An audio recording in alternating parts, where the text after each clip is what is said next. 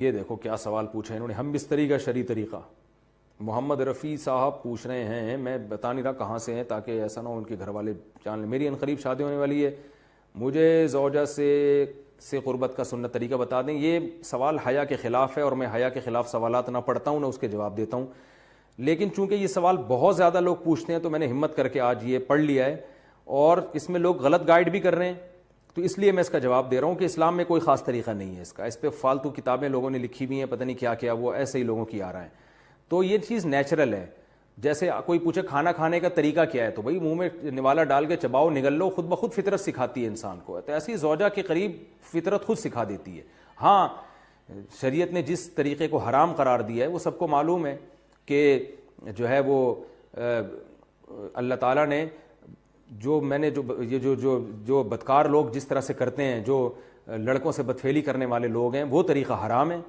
تو باقی اللہ تعالیٰ نے میاں بیوی کا معاملہ رکھا ہے، ایک دوسرے کا لباس ہے، تو کمرے کی باتیں ہیں وہ جیسے چاہیں مناسب سمجھیں، وہ ان کا اپنا ذاتی عمل ہے، اس کا کوئی خاص طریقہ نہیں ہے، اور یہ نیچر انسان کو خود سکھاتی ہے۔ نہ یہ طریقے نہ کسی سے سیکھنے کی ضرورت ہے۔ بعض لوگ تو حد درجے کی بے شرمی کرتے ہیں، وہ شادی سے پہلے جو ہے وہ فحش فلمیں دیکھتے ہیں تاکہ ہمیں طریقہ آ جائے۔ یہ انتہائی درجے کی بےہودگی ہے، انتہائی درجے کی ایک لعنتی عمل ہے یہ۔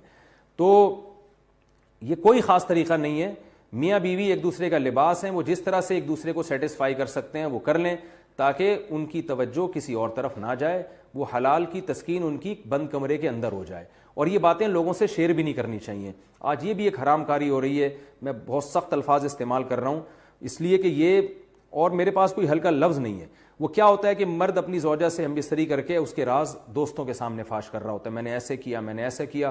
لڑکیاں بتا رہی ہوتی ہیں اپنی فرینڈز کو کہ میرے شوہر نے میرے ساتھ ایسے کیا۔ یہ بہت لعنتی عمل ہے۔ آپ صلی اللہ علیہ وسلم نے فرمایا جو عورت اپنے شوہر کے راز یا شوہر بیوی کے راز فاش کرتا ہے اس پر لعنت ہے، حدیث کا مفہوم ہے یہ۔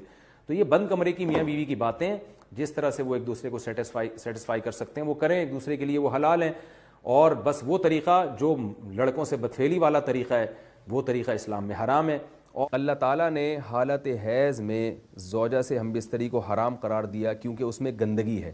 باپ دیکھیں کہ وہ گندگی اس درجے کی نہیں ہے جتنی اورل سیکس میں گندگی ہوتی ہے۔ اگر اس میں ڈسچارج ہو جائے بندہ، انسان جو ہم بستری کرنے والا ہے زوجہ سے، وہ منہ میں ڈسچارج ہو جائے، تو آپ سوچیں کہ اللہ تعالیٰ شرمگاہ کو گندگی سے بچا رہے ہیں، جس کی وجہ سے حیض کی حالت میں ہم بستری کو حرام قرار دیا۔